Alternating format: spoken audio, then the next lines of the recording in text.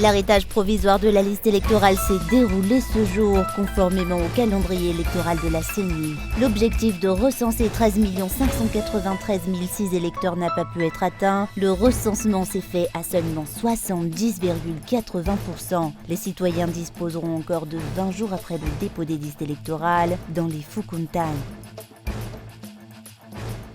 La valeur déclarée des produits miniers ne sont pas conformes à leur valeur réelle, raison pour laquelle le droit de sortie a été instauré. Trop de fraudes dans l'exportation des produits miniers ont été observées, explique un haut responsable des douanes. 23 kilos de pierres précieuses ont été saisies hier à l'aéroport de Mahajang. Des armes à feu et de nombreuses balles ont aussi été découvertes à Tuléar. À la une de l'actualité internationale à Taïwan, l'armée chinoise poursuivait lundi des exercices militaires autour de Taïwan. Entamé samedi, et Taipei a signalé un nouvel afflux d'avions de guerre près de ses côtes.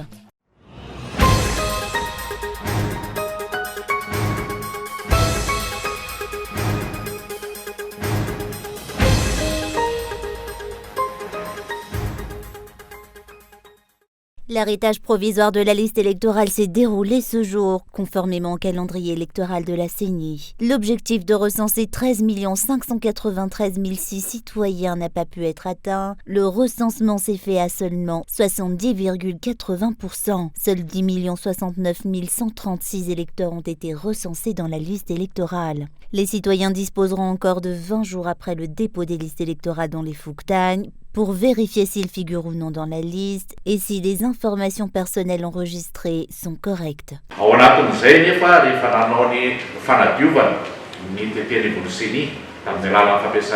Lorsque la CENI a procédé au tri, à travers le logiciel que certains d'entre vous connaissent déjà, 66 313 doublons ont été détectés. 379 161 citoyens avaient des informations inexploitables inscrites dans leur fichier individuel. En somme, l'inscription de 9 623 662 citoyens a pu être confirmée.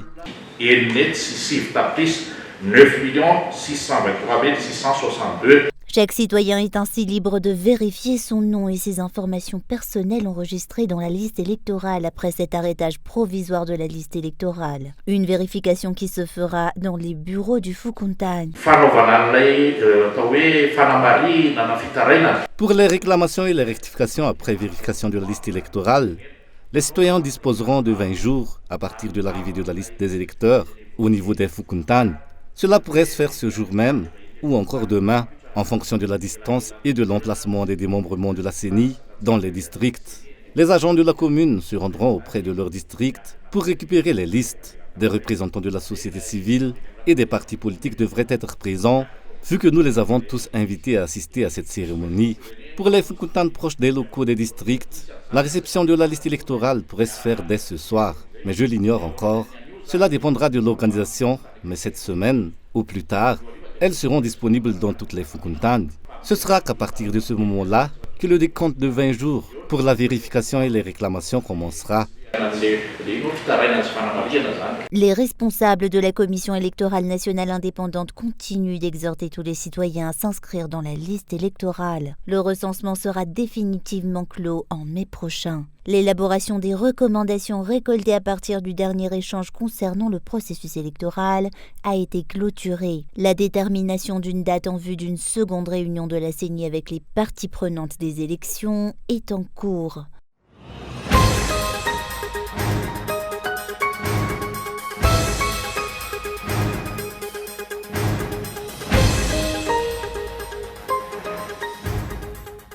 La valeur déclarée des produits miniers ne sont pas conformes à leur valeur réelle, raison pour laquelle le droit de sortie a été instauré. Trop de fraudes dans l'exportation des produits miniers ont été observées. Telle a été la déclaration du directeur général des douanes ce jour. L'annulation du droit de sortie sur les produits d'exploitation miniers s'annonce difficile, maintient le directeur général de la douane.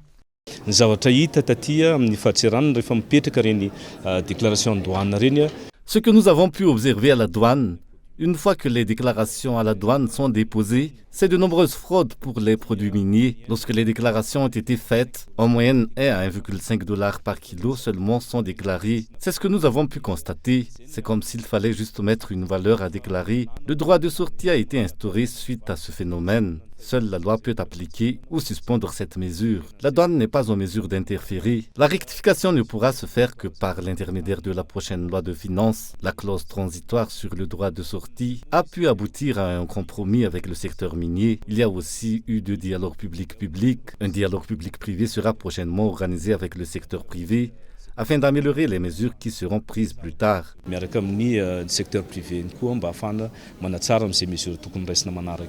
C'est la valeur de référence qui a été instaurée par le ministère de tutelle et les opérateurs qui est actuellement appliquée selon le Saint-Promin-MAD. Les explications des douanes ne sont pas cohérentes, dénonce-t-il. Le ministère des Mines et le ministère des Finances et du Budget devraient mieux se concerter selon le Saint-Promin-MAD. Ce syndicat rappelle qu'il compte actuellement 1 325 000 opérateurs membres. C'est au ministère de tutelle et aux opérateurs d'instaurer la valeur de référence, explique-t-il. Fa ny droit de sortie kosa tompoko dia tsy anatiny io code minier ny droit de sortie. Le droit de sortie n'est pas inscrit dans le code minier. Ce n'est qu'une nouvelle source de recettes que l'État malgache a adoptée pour remplir les trous budgétaires observés dans les caisses de l'État. $1 vaut actuellement plus de 4 milliards. Et le droit de sortie nous est imposé. La douane devrait être consciente des pertes que subissent les opérateurs, vu que nous n'avons pas exporté depuis 10 mois suite à la réclamation de la valeur de référence. Nous n'avons pas pu travailler depuis 10 mois, vu que le ministère de tutelle et les opérateurs devaient se pencher sur la valeur de référence, l'élaborer et le remettre au ministère. Ce qui nous étonne, c'est qu'ils disent que la valeur déclarée est symbolique. Ces douaniers ont-ils déjà vendu des produits miniers sur le marché international? Connaissent-ils la valeur d'une pierre? Ce sont les opérateurs et les techniciens du ministère des Mines qui le savent. Taoko ny mpandrahara no mahafantatra an'io sy ny teknisianina ao ministère ny Arenakibontany. Selon nos sources, 23 kilos de pierres précieuses ont été saisies à la douane de Mahajang. Des armes à feu et de nombreuses balles ont aussi été saisies à Tuléar dans un avion en provenance de l'île de la Réunion. Le renforcement de collaboration entre les douanes malgaches et les douanes coréennes s'est déroulé ce jour. La Corée du Sud a fait don de 5 163 000 $ pour 3 projets à Madagascar qui s'étendront sur 4 ans, dont le renforcement des capacités des agents de la douane malgache et l'amélioration des matériels mis à leur disposition.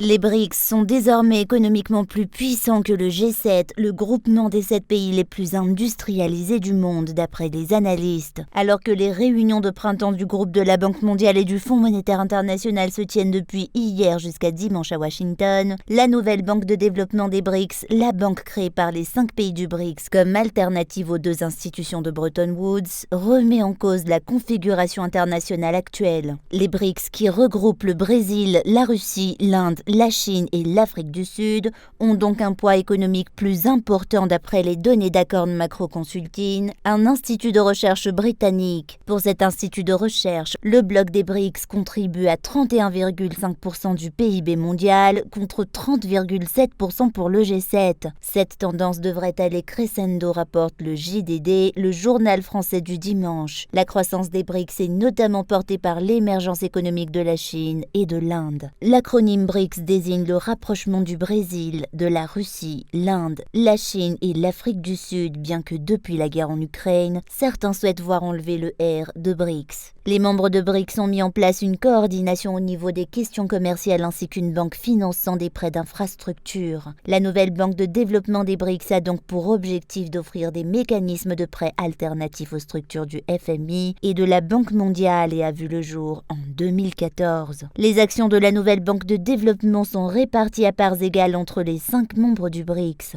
Les BRICS représentent plus de 40% des 8 milliards de la population mondiale et près du quart du PIB mondial, soit près du quart de sa richesse. d'ici 2030. Les prévisions font état d'un doublement à 50% du PIB mondial du BRICS, surtout si le groupe s'ouvre à de nouvelles adhésions. En effet, à novembre 2022, plus d'une douzaine de pays ont officiellement posé leur candidature pour adhérer à ce groupe. Il en est ainsi entre autres pays de l'Algérie, de l'Argentine et de l'Iran. En fait, les BRICS ont créé cette nouvelle banque pour ne plus avoir à subir l'hégémonie du dollar d'abord et de l'euro ensuite. Ainsi, leurs banques centrales respectives contribuent avec une partie de ces réserves en devises dans la concentration des fonds qui peuvent être utilisés pour construire des infrastructures dans ces pays. L'un des principaux avantages de la nouvelle banque de développement est de promouvoir la monnaie locale des pays membres dans le but de booster le commerce intérieur. Ces pays œuvrent pour un développement commun dans le respect du choix du système politique et économique de chacun. Les déblocages de fonds de la Banque mondiale désormais plus simples, les signatures et les accords de crédit qui se sont vus facilités, et cela même pour Madagascar, résulteraient de la menace de concurrence que représente actuellement cette nouvelle banque de développement, d'après un économiste local.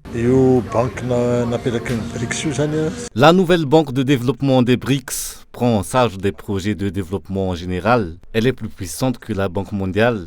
Et ce n'est pas seulement les pays membres de BRICS qui ont intégré cette banque. Il existe aussi d'autres pays développés de l'Occident. La différence réside dans les conditionnalités. Celles de BRICS sont plus souples par rapport à la Banque mondiale et elles s'impliquent davantage dans les projets de développement en général. Ils œuvrent plus dans les financements d'infrastructures. C'est pour cela que les déblocages de fonds de la Banque mondiale sont désormais plus simples. Les signatures et les accords de crédit sont simplifiés vu qu'ils craignent d'être dépassés par la Banque de développement des BRICS.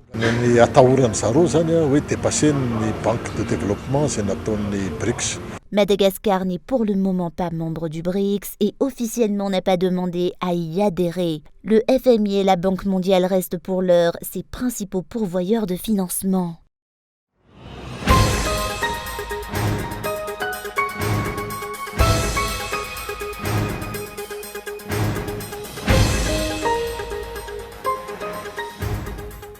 Atosek succédera à Marie-Chantal Ouanili Guerra à partir du mois de juillet pour représenter la Banque mondiale à Madagascar. Ce Sénégalais a précédemment assumé de nombreuses fonctions au sein de cette institution financière internationale. Il a été responsable des opérations de la Banque mondiale au Bénin en 2019 et a travaillé pour la Banque mondiale depuis 2005. Ce nouveau représentant de la Banque mondiale à Madagascar a effectué de nombreuses missions en Afrique.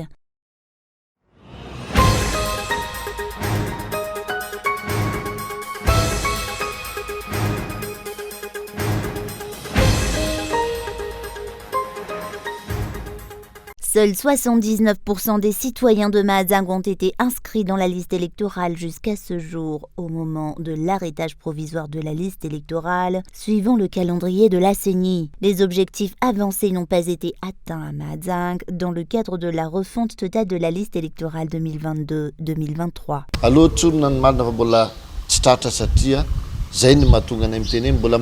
Il faut avouer que l'objectif n'a pas encore été atteint. C'est pour cela que nous exhortons les citoyens à venir s'inscrire. Le recensement de Mahajanga 1 n'est encore achevé qu'à 79% par rapport à l'objectif préétabli. Le nombre d'électeurs inscrits dans cette liste électorale provisoire n'en est encore qu'à 113 194 électeurs. C'est là le nombre d'électeurs inscrits dans la liste électorale qui a été provisoirement arrêté ce jour. Les citoyens disposeront encore de temps pour la vérification et le contrôle des informations inscrites dans la liste électorale. Chaque citoyen pourra le faire librement et cela jusqu'au 31 mai. Le conseiller de la CENI, en charge de la région nord de l'île, avance que la CENI dispose des moyens financiers nécessaires pour effectuer sa tâche.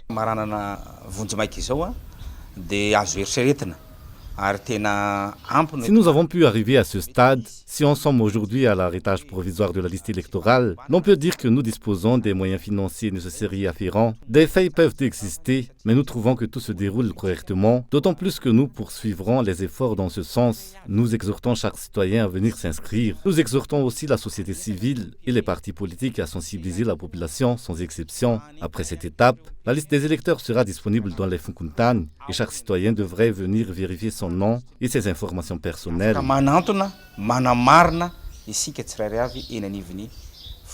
Les démembrements de la CENI se lanceront ce jour dans le dépôt des listes électorales au niveau de tous les Fukuntan de la Grande Île. Les citoyens disposeront de 20 jours pour vérifier leur nom dans la liste électorale et les informations les concernant.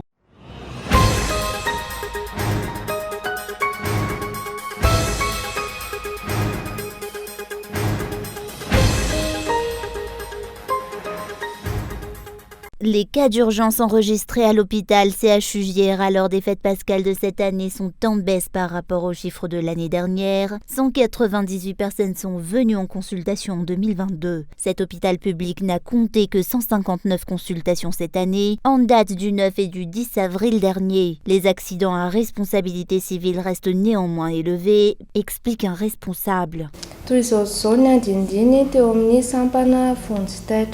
Voici le bilan du service d'urgence concernant les accidents à responsabilité civile qui se sont présentés dans notre service durant les 2 jours de fête pascale. L'on a compté un accident domestique le lundi de Pâques. Nous avons compté 24 accidents à responsabilité civile et 34 accidents de la route.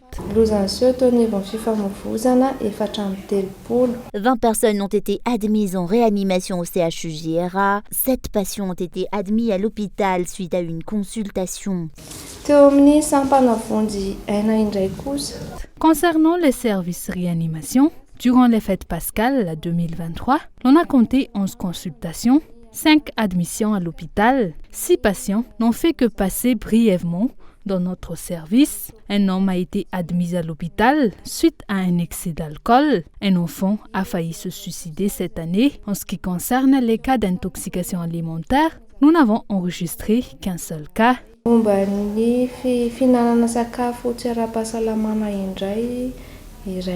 57 accidents à responsabilité civile ont été enregistrés durant ces 2 jours de fête. Les accidents de la route ont aussi été nombreux. L'on a compté un décès suite à une maladie le dimanche de Pâques et le lundi de Pâques selon toujours le rapport de cet hôpital public.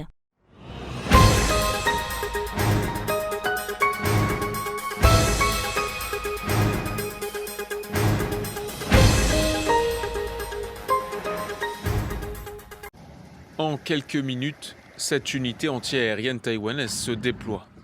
Elle est suivie par un convoi de blindés et d'infanterie. Un exercice de l'armée taïwanaise avec un double objectif, rassurer la population et avertir la Chine. Sans intention de provoquer une escalade, les forces armées de la République de Chine défendront notre souveraineté et maintiendront notre sécurité nationale d'une manière posée, rationnelle et réfléchie. Lancés ce samedi, les exercices de la marine et de l'armée chinoise sont une véritable démonstration de force. Plus d'une dizaine de navires, dont un porte-avions, et plus d'une centaine d'aéronefs évoluent dans le détroit qui sépare les 2 pays. Des exercices d'encerclement de l'île en réaction à la visite de la présidente taïwanaise aux États-Unis la semaine dernière. Dans la capitale Taipei, la population ne montre pas de signes d'inquiétude, mais sur ces îles taïwanaises à quelques encablures de la Chine, malgré le déploiement de soldats, les avis sont moins tranchés. Ce n'est pas suffisant. En cas de guerre, maintenant que leurs missiles sont trop avancés, notre camp ne pourra pas résister. Nous serons réduits à néant. Côté chinois, les manœuvres militaires sont largement relayées dans les médias. La population affiche son soutien. Je pense que c'est tout à fait normal. D'abord, on doit affirmer notre position et montrer notre capacité de réaction. Surtout, il faut le montrer aux États-Unis. Dans son dernier communiqué, l'état-major chinois affirme que les exercices de bouclage de Taïwan sont nécessaires pour préserver l'intégrité territoriale et la souveraineté de la Chine.